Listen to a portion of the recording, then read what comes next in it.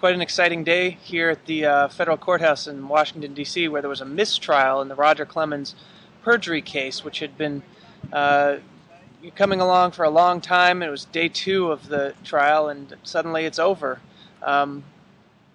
Mistrial means that the government can retry the case, but it's going to be months from now if that happens. And for now, it's a major victory for Roger Clemens and his lawyer Rusty Hardin.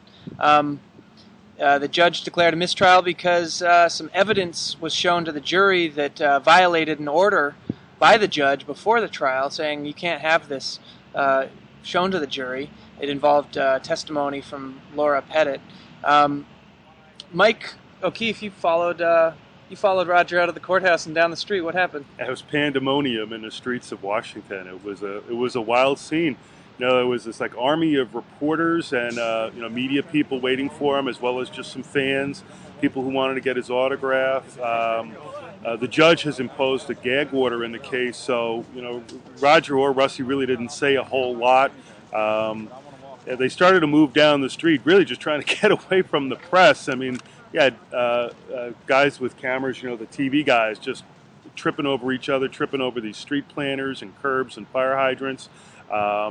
People were thrusting and shoving baseballs and pieces of paper at Clemens, asking him for his autograph. One woman stopped him on the street and gave him a hug and told him that she loved him.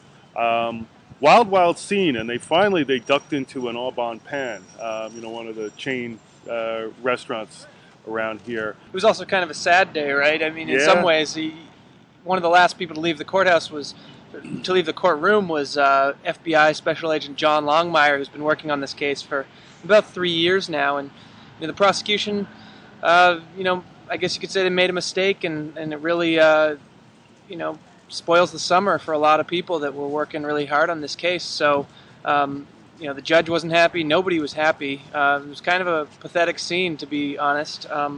But Mike, what happens next?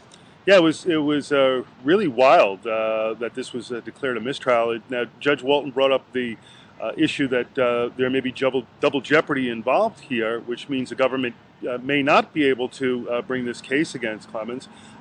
He set a series of deadlines for motions from both sides to be filed, and he scheduled a hearing for September. So I have a feeling we'll be spending some time in Washington in September.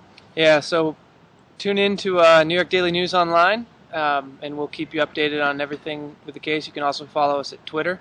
That's NYDN Sports I Team.